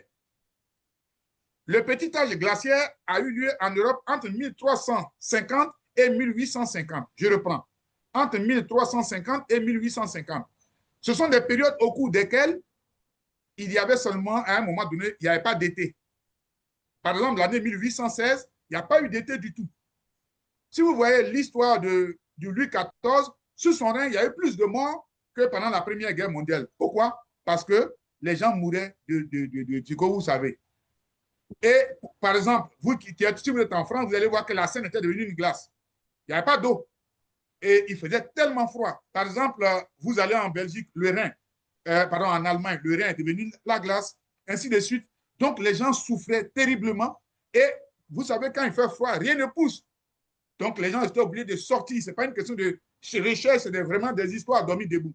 Si vous connaissez la période de 1350 à 1850, le PAG, petit âge glaciaire, vous tapez, vous allez voir. Ou bien si vous allez, je reviens ici à ce livre-là, il en parle, voilà, celui-là, génétique géologie de la génétique, il en parle, mais j'ai oublié la page, mais si vous l'avez, vous l'achetez, vous qui êtes en France, vous allez savoir, il en parle, effectivement. Jusqu'à aujourd'hui, aucun scientifique n'est capable de démontrer que pendant ces 5 siècles, pourquoi il y a eu changement brusque de la température en Occident. Je dis bien en Occident, parce que le même phénomène a eu lieu au Canada et une partie aux États-Unis. Donc, on a conçu donc une histoire selon laquelle nous sommes les vauriens. Vous voyez, il y a une histoire. Maintenant, et pourquoi les gens les fassent? Parce qu'ils n'ont rien découvert. Tout ce que nous avons est quelque chose qui a été découvert d'abord par les Africains, qui ont été à un moment donné améliorés par les Chinois, par exemple. Aujourd'hui, si on vous dit entre les Chinois et les Européens, qui trichent, vous avez dit c'est les Chinois, c'est faux. Les Chinois étaient à la base comme on appelle, pour apprendre aux Européens beaucoup de choses. Donc, une fois qu'on a écrit ce récit-là, qui est que nous sommes les derniers, ainsi de suite, et que les gens ont volé le patrimoine, ceux qui n'ont pas pu avoir, les ont brûlés. Donc, ils ont coupé le lien entre nous et ce que nos ancêtres ont fait. Par exemple, ce qu'on a eu comme chance, c'est que nos parents de la vallée du Nil, non seulement ils ont fait les papyrus, mais en plus, ils ont écrit les trucs là sur les murs. Voilà où on a pu avoir quelques éléments. Sinon, c'était seulement les papyrus, ils allaient les bloquer, ils allaient les déchirer pour ne pas qu'on en parle. Il y a beaucoup, je vous ai parlé de 500 000 artefacts et objets africains qui sont en Occident. 500 000, je n'ai pas dit 5 000, 500 000. Donc, le Vatican en détient. Donc, si quelqu'un arrive à trouver un petit truc, parce que s'il ne comprend pas, je prends un exemple, il ne comprend pas le soso. Et puis, il va essayer d'aller, il va faire une visite en Afrique pour dire qu'il vient chercher, il va demander, et puis ainsi de suite. Quand il va trouver des éléments sur le soso, il vient de coup, on dit, ah, tel professeur Vincent de la Gaule a trouvé, et puis on va nous dire voilà ce qu'il a trouvé, ainsi de suite. Donc, c'est dans ce schéma-là, qui est un schéma de falsification dans lequel on a inscrit l'histoire de l'humanité et qui fait qu'ils ne sont plus capables de revenir en arrière parce qu'il y a du mensonge. On vous a parlé de miracles. En science, il n'y a pas de miracle. C'est dans les religions. Comment on peut dire que les Grecs ont fait un miracle? Vous voyez? C'est pour vous dire que c'est du mensonge sur lequel nous sommes en train de vivre. Et donc, c'est ça. Si je vous parlais, par exemple, de Chika, C-H-I-K-A, vous savez, c'est le plus jeune, je dis bien le plus jeune, vous tapez Google maintenant, pas demain, c'est le plus jeune mathématicien, je peux dire pour le moment, dans l'histoire de l'humanité. Il a 13 ans. C'est un Nigérian. Il y a 2-3 ans, il était au Nigeria, il a découvert la question de la divisibilité. Comment on peut savoir qu'un nombre est divisible par 7? C'est lui qui a découvert, il a 13 ans, Nigérien. Actuellement, je ne vous parle, il est structuré en Angleterre. Vous voyez? La vie ne oui, il y a tellement d'éléments que je peux évoquer. On vous a parlé d'un monsieur qui s'appelle Thomas Fuller. Thomas Fuller, c'est ce qu'on appelle, c'était un esclave. Et celui-là, il a découvert, c'était un gars qui était très... C'était un gars qui, véritablement, a fait des merveilles. C'est-à-dire, il était esclave aux États-Unis, il est né, je crois, dans les années au XVIIIe siècle, et les gens l'ont trouvé. Et il était capable de dire, par exemple, la racine carrée de 85, il était capable de dire tous les chiffres. Vous tapez Google Thomas Fuller. Donc, ça enseigne que ça permet à son maître d'avoir de l'argent sur lui. Il le prend, il va dans un franc, il est esclave. Hein? Et puis, les gens lui posent des questions, il dit exactement. On l'a appelé, donc on appelle Thomas le calculateur. Donc, voilà un peu l'élément qui est là. Et donc, pour répondre encore à cette question, ça me rappelle qu'en 2 ans, quand je me suis retrouvé au Bénin, il y a un jeune qui m'a posé la question, mais grand frère, qu'est-ce que l'Afrique a perdu? J'ai dit l'Afrique a perdu la confiance en soi. Et c'est ça l'élément qui est là, c'est qu'on est arrivé à faire croire aux Africains, d'abord, ça c'est la chose la plus facile, c'est d'ailleurs pour ça que les gens nous imposent leur langue. Parce qu'aujourd'hui, si on parle, d'autres vont dire, mais oui, mais si on n'avait pas le français, on allait parler comment? Je pose la question. Ce que vous appelez les Français, s'ils n'avaient pas le français, ils allaient parler comment? Je sais que ça vous choque. Je reprends. Ceux qui ont aujourd'hui le français comme langue, s'ils n'avaient pas le français, c'est qu'ils ne parlaient pas entre eux. Je rappelle qu'à la Révolution française, en 1789, la France comptait 638 langues. Je reprends. À la Révolution française, la France, ce qu'on appelle la France, le Royaume de France, comptait 638 langues, donc le français compris. Demain, c'est dimanche, vous allez à Dunkerque, on fait la prière en flamand. Donc, le flamand fait partie des langues en France. Aujourd'hui, depuis 2014, au niveau du Sénat, on a adopté 81 langues pour la France. Enfin, on parle des petites langues. Et vous ne verrez aucun Français dire mes ancêtres les Francs, mais il dira mes ancêtres les Gaulois. Donc, ça veut dire qu'on ne fait pas attention à des petits détails parce que les gens ont décidé de falsifier l'histoire et l'histoire de l'Afrique en fait partie. Et comme nous, on nous a mis dans un schéma. Si vous remarquez dans les films, quand on voit un Africain, c'est maintenant ça commence à changer. Soit on parle de quelqu'un qui est né des parents esclaves, ou bien ainsi de suite, ou bien de colonisation, etc. Et donc, c'est ce schéma établi de manière volontaire qui continue, et ainsi de suite. Et comme les gens refusent de nous reconnaître nos valeurs, le seul coin où ils ne peuvent pas, c'est dans les sports.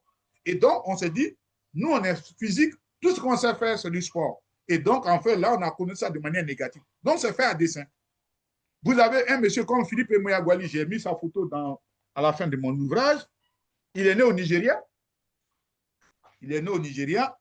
Je vais vous montrer sa photo, j'espère. Est-ce que j'ai mis sa photo? Enfin, si j'en trouve, je vous... Oh, bon, écoutez, si je trouve sa photo... Mais vous pouvez taper sur Google. Voilà. Donc, Philippe Emeagwali, qui est né au Nigeria, il est arrivé, il est tellement intelligent parce que dans le domaine, par exemple, de l'informatique, beaucoup ignorent que c'est les Africains qui ont le plus grand nombre de diplômes. On vous parle de Billy Gates. Billy Gates, il n'atteint même pas la cheville de Philippe Emeagwali, par exemple. Donc, les plus grands diplômés en informatique qui ont des diplômes, il y avait un, son nom m'échappe, mais ça reviendra, qui était à l'époque sur 9 brevets, il avait du seul 4. Philippe Emeagwali, c'est lui qui a trouvé le diplôme sur les logiciels. Donc, on peut, je dis, je n'ai pas dit après, j'ai dit maintenant, vous tapez Google, vous tapez Philippe Emeagwali, ça s'écrit en anglais, Emeagwali, c'est E-M-E-A-G-W-A-L-I, vous allez trouver, il est là. Et jusqu'en 2000, je crois, 2004, quand on l'a représenté un blanc, un caucasien. Et c'est lui puisqu'il était gardé par la CIA, pardon, le FBI, parce que c'était quelqu'un qui maîtrise des choses très importantes. D'aucuns même dit que c'est là la base de ce qu'on appelle aujourd'hui les nets, qu'il a vraiment trouvé des logiciels plus intéressants. Et lui, après, en 2004, j'ai son document qui est là, il découvre sa photo. Au lieu de mettre sa photo, on a dessiné un blanc à sa place. Et puis, il dit, j'ai compris maintenant comment on falsifie l'histoire. Donc, c'est fait à dessin et c'est une manière de continuer de nous maintenir dans le système de la mentalité esclave que nous sommes. Il faut que nous prenions nos responsabilités pour dire trop, c'est trop, stop, stop et stop. Oui. Ok. Je crois qu'il y a Epiphanie. Avant qu'on poursuive les autres questions, il y a Epiphane qui a une question à poser dans le forum, pas forcément par écrit. Ok, Epiphane. très bien. Oui, merci bien, ma chère Grâce. Bonjour à toutes et à tous. Et je dis grand merci aux conférenciers, Tapé et Grobera, pour cette exposition que je qualifierais quand même de magistrale, de par son fond et sa forme, en partant déjà de l'origine de certaines connaissances africaines. En affirmant, cher frère Tapé, en affirmant que Pythagore et Thalès n'ont jamais découvert de propriétés mathématiques, est-ce que ne cherchez-vous pas à renverser une mythologie occidentale ou à restaurer une vérité historique occultée sur les origines africaines du savoir en règle générale? Et puis, deuxième question, votre livre donc affirme que l'Afrique n'est pas seulement le berceau de l'humanité, mais aussi celui des mathématiques modernes. En quoi cette réécriture de l'histoire, ou cette écriture, vous nous le direz, des sciences peut-elle contribuer à la réconciliation intellectuelle et spirituelle entre les peuples? OK, merci. OK. Donc, pour la première question, je reprends, je suis quand même loin, par exemple, des érudits comme Cheikh Anta Diop, comme des chercheurs comme Théophile Obenga, pour ne citer que cela. Donc, je suis parti de ce qu'ils ont écrit. J'ai fait mes propres recherches, je me suis posé des questions et je suis arrivé à ça. Donc, voilà un peu ce qu'il y en est. L'objectif du livre, ce n'est pas de, comment on appelle, de chercher à aller contre quelqu'un. Nous ne nous battons pas contre quelqu'un. On se bat ou bien contre quelque chose. Nous nous battons pour l'avènement de la vérité. Aucun humain sur la terre ne dit, quand il donne des conseils à ses enfants, il dit aux enfants, le mensonge n'est pas bon. C'est pas vrai? Ou bien, si on dit que le mensonge n'est pas bon, pourquoi devons-nous distiller le mensonge à l'école? Vous voyez? On dit que le mensonge n'est pas bon. C'est ce qu'on dit à nos enfants. On dit, il ne faut pas mentir. Il ne faut pas mentir, c'est pas bon, le mensonge n'est pas bon. Mais pourquoi doit-on enseigner le mensonge à l'école? C'est ça, on a dit. Or, si nous enseignons la vérité, ça va permettre à ce que j'appelle, c'est ce que quand j'ai écrit, ça va permettre de créer la réconciliation de l'humanité. Je m'explique simplement. Quand vous avez des enfants d'origine africaine, que ce soit des métis ou bien que, surtout des enfants d'origine subsaharienne, parce que ceux de l'Afrique du Nord, comme on a dit, déjà, les chiffres sont arabes, ils se consolent un peu. Mais ceux de l'Afrique subsaharienne, rien n'est apparu. Quand vous allez à l'école, dans les milieux, ou bien quand on commence à faire les cours de maths, on commence, les maths sont nés, on vous parle de Pythagore, de Thalès, on dessine toujours des blancs. Après, on saute, on est à moins 5000 ans, à moins 500 ans ou bien à moins 600 ans. Après, on va sauter pour tomber au 16e siècle. Comme si entre ce temps-là, l'humanité était là, on ne faisait rien. Vous voyez? Et puis, une fois que ça s'est fait, après, on continue. Donc, vous avez des enfants d'origine africaine, subsaharienne. Ceux-là, petit à petit, vont se rendre compte en réalité qu'il y a quelque chose qui ne va pas. Soit leurs ancêtres ont passé tout le temps à dormir sur le cocotier ou bien à boire du bangui sans rien faire. Et puis, donc, ils ont servi à quoi? Le jour où vous dites, ah, il faut rendre un hommage à tes ancêtres, ils vont te dire, mais mes ancêtres, qui faisaient quoi? C'était que des gens qui faisaient du n'importe quoi. Puisque c'est l'image qui est présentée. Et en fait, ce mensonge est distillé. Donc, vous avez donc deux possibilités d'action en grand de cet enfant-là. Soit il est frustré parce que quand l'autre va lui dire, mais toi, tes ancêtres qui n'ont rien fait, il peut devenir violent. Ou bien, il va rentrer chez lui tout malheureux parce qu'on vient de lui dire et il n'a aucune réponse. Nous voulons donner des réponses aux enfants. Deuxièmement, au niveau des mathématiques modernes, vous avez demandé comment ça peut contribuer de manière culturelle et spirituelle, je crois, à cela. Je vous ai donné tout à l'heure la définition qui a été donnée par la première définition. Donc, ce n'est pas que les Africains n'ont pas fait de recherches. Nos ancêtres, ils ont fait beaucoup, beaucoup de recherches. Mais ils le mettent dans le système de ce qu'on appelle la Mahat. La Mahat, c'est l'équilibre. L'équilibre et l'harmonie. On ne tue rien. C'est d'ailleurs pour ça, vous verrez, pour ceux qui ont eu la possibilité d'aller au village, avant de couper un arbre, on va d'abord parler à l'arbre. Je vais prendre une partie de ta branche. Je le fais parce que je vais faire ça, je vais faire ça, je vais faire ça. Vous voyez? Donc, c'est l'équilibre. Donc, on ne fait pas des recherches de mathématiques parce qu'on veut détruire des embryons, on veut détruire... Non, non, non, non. On le fait parce qu'on se dit que ça va servir à l'équilibre de l'humanité, à l'équilibre dans la nature dans laquelle nous sommes. Dans ce qu'on appelle le paradigme africain, l'homme n'est pas là pour dominer le monde, la nature. Non, non, non. Il est un élément de la nature. Donc, comment il fait pour que l'équilibre qui a été créé, parce qu'on pourrait appeler Dieu, le grand créateur, ainsi de suite, comment je fais pour m'insérer dedans sans détruire au maximum les choses? Ce qu'aujourd'hui on appelle, oui, la déforestation autour des COP 20, COP 200, etc. C'est tout ça dont il parle. Et donc, de ce fait, il faut tenir compte, en utilisant les mathématiques que nos ancêtres ont fait, c'est de voir, en fait, à quoi répond quelque chose comme, par exemple, je prends un exemple, la construction, par exemple, des pyramides. Les pyramides, aujourd'hui, on se pose la question, ça servit à quoi? D'autres sont des tombeaux, d'autres ce sont des éléments pour prier, ainsi de suite. Personne n'est capable de dire parce que nos parents, ils savent ce pour lequel les pyramides ont été construites et pourquoi elles ont cette orientation. C'est la même chose, je vous ai parlé tout à l'heure de la construction des maisons, elles répondent à un fractal. Ce n'est pas un fait du hasard, c'est véritablement quelque chose qui est très, très, très, très bien pensé et il faut en tenir compte. Je ne sais pas si j'ai vraiment répondu à la question, mais ici, ce que nous pouvons faire, c'est ce que nous faisons. Il appartient aux politiques de tout faire pour que tout cela participe. Parce que nous sommes désarticulés. Nous sommes désarticulés et c'est le vrai problème de l'Africain. L'Africain, il est un hybride en quelque sorte. Alors qu'en réalité, il devait se comporter comme la porte. Vous voyez la porte de la maison, elle voit à l'intérieur de la maison et à l'extérieur.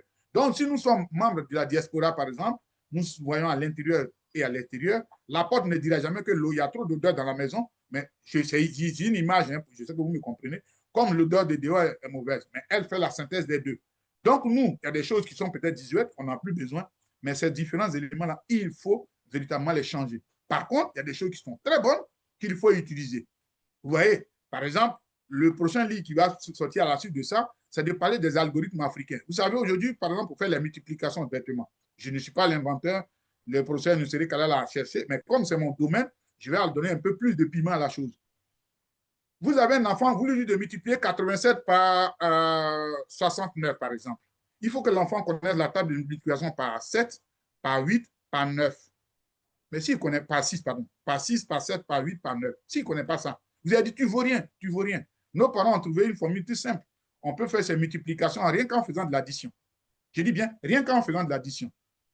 On peut trouver le temps, si vous voulez, on peut se retrouver à un moment donné. Là, je suis devant vous, vous me posez des questions, je vais faire cette petite démonstration-là. Ça va vous étonner. Donc, on peut faire une multiplication, on n'a pas besoin de ça. Parce que comprendre dans une multiplication, c'est quoi? C'est l'addition d'un même terme, c'est-à-dire le même nombre. C'est-à-dire, je prends un exemple. Si je fais 5 plus 5 plus 5, au lieu d'écrire 5 plus 5 plus 5, je fais 5 fois 3. Vous voyez, c'est ça l'addition. Donc, nos parents avaient déjà pensé que ce qu'on appelle la multiplication, c'est une addition. Et ça date depuis longtemps. Voilà un peu un différent sorte d'éléments qu'on peut utiliser pour pouvoir permettre, par exemple, si vous avez des enfants qui ont des difficultés derrière les multiplications, qui sont dyscalculiques, au lieu de les forcer, de les frapper pour dire tu ne vaux rien, tu ne sais même pas faire 8 fois 7, on peut lui apprendre à faire autrement, s'il est fort en addition, il fait l'addition. Vous voyez? Il y a tellement de choses à apprendre à nos enfants, qui sont, je rappelle, qui sont intelligents par nature. D'accord. Merci, professeur. Il est 14h19 ici au Cameroun. Là-bas, il est 15h19. Nous avons encore une trentaine de minutes ensemble avant de nous séparer. Une autre question. Pardon? Oui, 30 minutes, ça va être un peu chaud, hein, parce qu'on m'attend. Donc, OK. Bon, allez-y, on va voir comment on va gérer ça. Ouais. D'accord, il n'y a pas de souci. Disons, on va aller sur 10-15 minutes. 15 minutes, c'est bon? Oui, c'est bon. 10-15 minutes, s'il vous plaît. D'accord. Désolé. Hein. D'accord. Mais je suis à votre disposition. Je peux même venir où vous voulez qu'on fasse d'autres choses. Désolé. D'accord. OK. Voilà. Il y a une autre question ici. C'est en quoi votre approche par rapport à votre livre prolonge-t-elle la pensée de Cheikh Anta Diop sur la Renaissance africaine? Ah, mais je m'inscris totalement et absolument dans la pensée de Cheikh Anta Diop. Cheikh Anta Diop, on a essayé, parce que si vous lisez les gens qui combattent Cheikh Anta Diop, on ne combat pas Cheikh Anta Diop sur ses idées. On dit carrément que Cheikh Anta Diop est raciste. Vous allez voir, c'est écrit. Parce qu'il utilise par exemple des termes scientifiques. Je prends un exemple. Le terme scientifique qu'on appelle les blancs, c'est les leucodermes. Et nous sommes des mélanodermes. Il utilise ça parce qu'il est dans une rigueur scientifique. Et moi, j'ai vraiment aimé ce grand maître-là. Ça dit que Cheikh Anta Diop serait aujourd'hui, avec la domination de l'Occident, s'il était occidental, on aurait dit que c'est le meilleur, c'est le plus grand savant du XXe siècle. Mais malheureusement, il n'a pas peut-être la bonne couleur pour le moment. Donc, nous, qu'est-ce que nous faisons? Moi, je dis, je me suis inspiré, vous voyez bien, il y a Barbarie Civilisation que j'ai lu. Au départ, j'ai lu, il y a des choses qui m'ont un peu, excusez-moi, choqué. Qu'est-ce qu'il dit là, en fait? La première fois que je vois la définition des mathématiques, je vois ça. Je rappelle que j'ai vraiment 2-3 petites notions des, comment on appelle, ce qu'on appelle les néduméteurs, hein, des paroles de Dieu. Donc, je ne connais pas les hiéroglyphes, je ne sais pas les lire. Donc, quand il en parle, ça dit qu'il faut aller chercher le document pour essayer de voir. Et puis, après, j'ai eu la chance en 2005 de rencontrer Nusele Kalala, père à son âme, qui a transité, le docteur Capé de Bana, comment il s'appelle, le docteur, le professeur Doumi Fakoli, et le quatrième, c'était qui? Bon, ça donc, avec cela, je les croise à une conférence et j'apprends plus que je ne savais. Et donc, de ce fait, ils nous reparlent de la Renaissance. Et donc, c'est comme ça, moi aussi, je rentre dans ma petite coquille et je vais chercher, je vais relire encore de nouveau maintenant Barbarie Civilisation, je vais relire pour voir la question de la Renaissance, ce que Cheikh Anta Diop dit, parce qu'il donne la définition dans À l'aide tous les tropiques, pour ceux que ça intéresse, ce qu'il attend par Renaissance. Renaître, ça dit naître de nouveau. Ça, au départ, parce que quand on parle de Renaissance, on dit, mais pour que quelque chose naisse, il faut que la personne, renaître, pardon, soit née. Donc, quand vous fouillez, vous vous rendez compte en réalité que l'Afrique a eu un passé. Aujourd'hui, nous sommes dans une situation, mais ce n'est pas ce passé-là. Parce que quand on présente le passé de l'Afrique, on présente ce qu'on appelle l'esclavage et la colonisation qui ont fait 600 ans. Si on compte, ça compte 0,013% dans l'histoire de l'humanité. 0,013% dans l'histoire de l'humanité, c'est ça qu'on prend comme passé. Donc, pour moi, toute modestie mise à part, j'essaie à ma modeste manière, dans un domaine où que je connais un peu, d'apporter et d'élargir un peu ce que le projet Cheikh Anta Diop a dit, de telle sorte que quand on finit le livre Civilisation Barbarie, on voit qu'il est écrit bien avec un bon français, c'est un docteur. Maintenant, moi qui suis un petit, et que c'est peut-être mon domaine, j'essaie d'élargir la pensée du projet Cheikh Anta Diop, si possible, et de Nusele Kalala. Voilà un peu ce que je peux dire par rapport à cette question. J'espère avoir répondu. Voilà. Peut-on considérer votre livre comme étant scientifique, philosophique ou militante?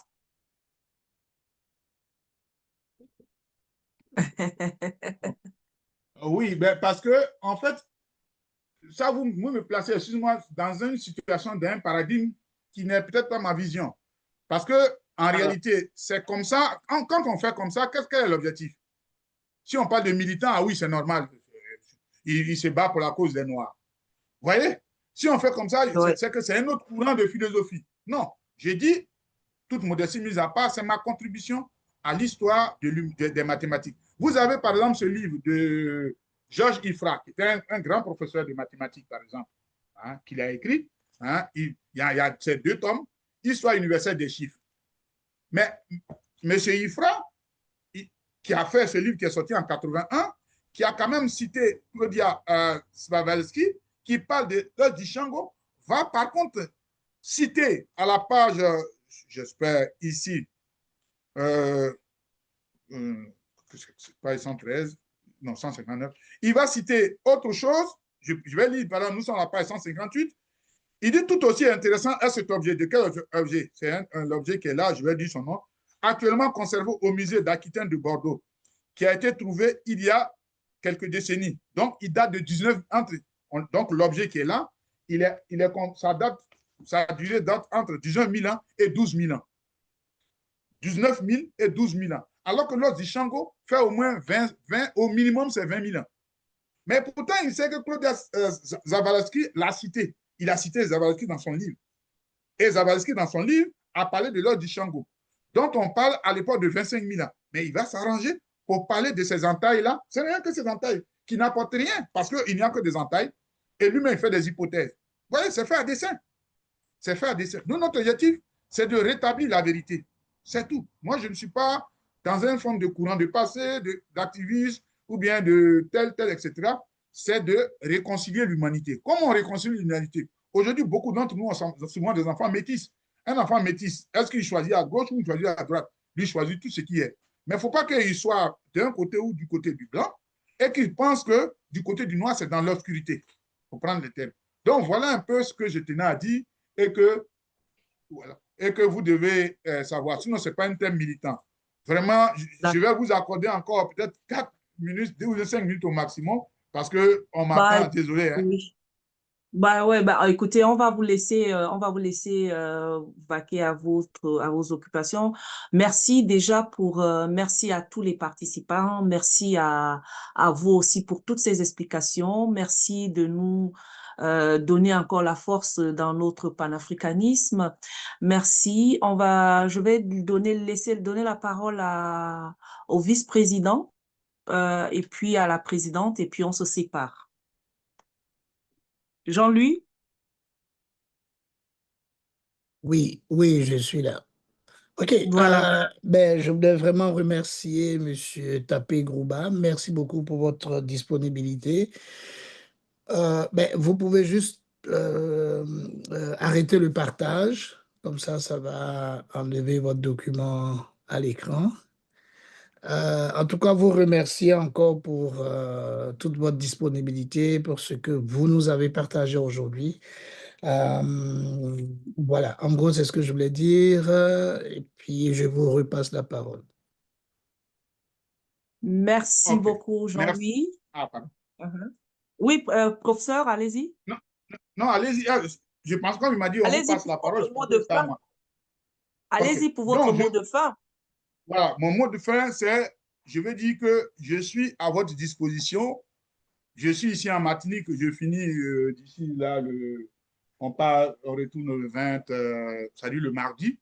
Donc, je suis à votre disposition. Si vous voulez que je vienne à Paris pour prendre un exemple ou bien quelque part, moi, je suis à votre disposition. Moi, tout ce que je veux, c'est apporter ma modeste contribution sur ces différents éléments. Peut-être que de visu, vous allez comprendre un peu ce que j'essaie d'expliquer, comme je vous ai parlé, par exemple, des multiplications, ainsi de suite, et qui vont le faire. Donc, je pense que ça va, j'espère que ce n'est pas la dernière et que je compte sur vous pour que vous m'invitez le plus rapidement possible, 1, 2, 3, 4 fois. Moi, je serai heureux de partager avec tout le monde mes petites connaissances que j'ai. Merci pour m'avoir invité. Merci beaucoup, professeur. Merci pour votre disponibilité aussi. Merci d'avoir répondu à nos questions et merci pour cette conférence qui était super intéressante. Voilà. Cheryl, on se sépare. Tu as quelque chose à nous dire pour les prochaines dates?